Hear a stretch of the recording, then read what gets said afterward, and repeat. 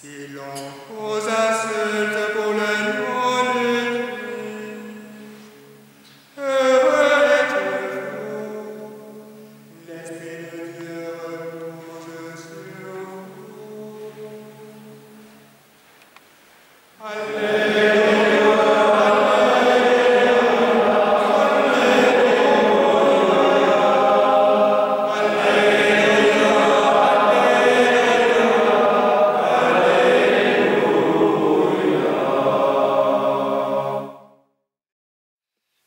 Une fois n'est pas coutume, je ne vais pas retenir 3 qualités de Saint Jean-Louis Bonnard. Cette fois-ci, il n'y en aura que 2. C'est pas si souvent, profitez-en. Et la première qualité de Saint Jean-Louis Bonnard, c'est la force qui a fait naître en lui la douceur. Il était caractérisé par une douceur légendaire, par une véritable timidité. Et en même temps, il a appris la persévérance. Il va voir le vicaire de Saint-Christo en Jarret et lui dit « Monsieur l'abbé, je veux me faire un abbé, moi. »« Mais mon pauvre petit, t'es trop bête. Oh non, c'est pas comme ça qu'il lui a dit, mais tu n'as pas une assez bonne mémoire et tu n'es pas très intelligent. » Mais monsieur l'abbé, moi je veux me faire un abbé. Et la première grâce qu'on peut demander et qu'on peut remarquer chez Saint Jean-Louis Bonnard, c'est la persévérance dans la vocation parce qu'il était entièrement fondé sur l'appel de Dieu. La deuxième grâce de persévérance, c'est extrêmement important pour vous, c'est qu'il a passé 4 ans à Saint-Jodard. Il a réussi.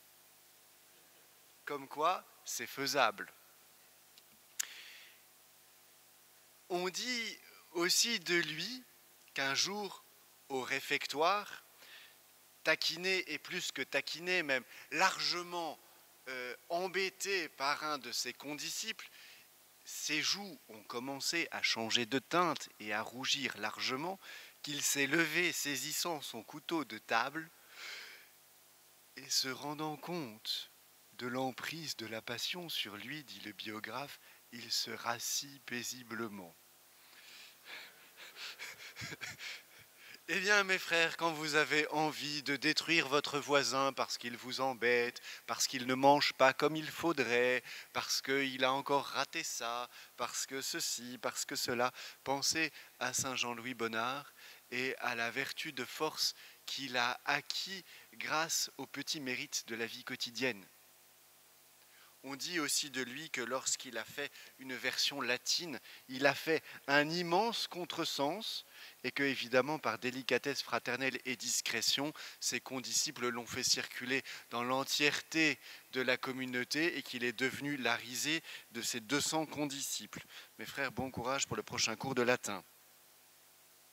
Mais peut-être que tout cela, tous ces petits tracas, ont forgé en lui la véritable force et la véritable douceur qu'il puisait dans l'adoration du Saint-Sacrement. Et que c'est dans ces années du petit séminaire qui ont forgé en lui non plus la timidité, mais la véritable douceur qui naît de la force intérieure, qu'il a pu acquérir sa deuxième qualité qui a été essentielle pour sa vie de missionnaire. Et sa deuxième qualité, c'est celle du décentrement. Il s'est décentré entièrement de lui-même parce qu'il a choisi de mettre au cœur de sa vie l'appel du Christ. Vous savez qu'il a quitté Saint-Christo en Jarret sans même dire au revoir à ses parents, sans même les prévenir qu'il partait pour les missions étrangères de Paris, et donc pour l'Orient, et sans doute pour la mort.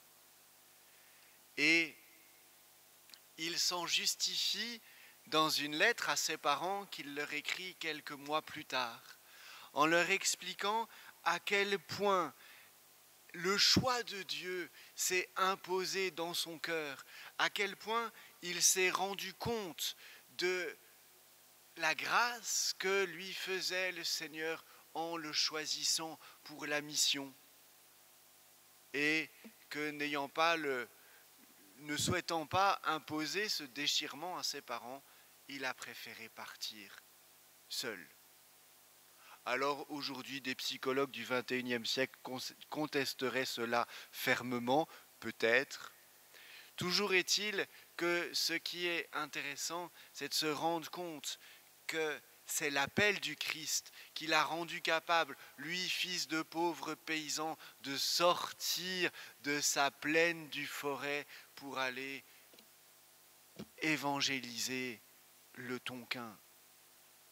Et c'est parce qu'il a été capable de se décentrer de lui-même, de revisiter toutes ses racines à la lumière du Christ, qu'il a été capable de se plonger, malgré son peu de mémoire et d'intelligence, dans une culture qui n'était pas la sienne. Il a passé 5 mois entiers, nous dit-on, à apprendre l'anamite.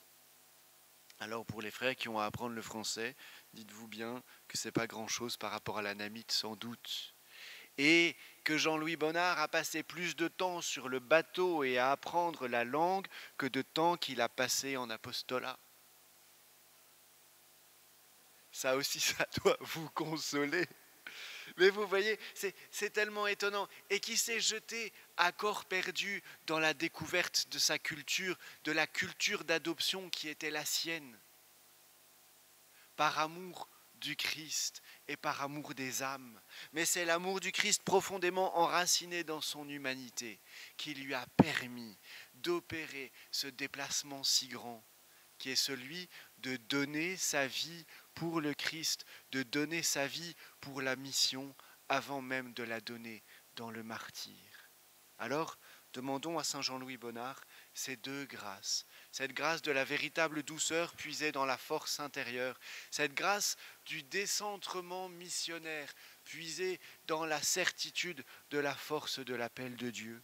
Et puisque cette année, providentiellement, Saint Jean-Louis Bonnard cache Notre-Dame de Fourvière, puisqu'aujourd'hui, deuxième samedi après Pâques, nous aurions dû célébrer Notre-Dame de Fourvière.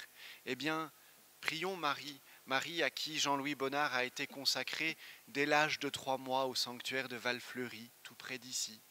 Prions la Vierge Marie de faire de nous d'authentiques disciples missionnaires à l'image de notre saint patron. Amen.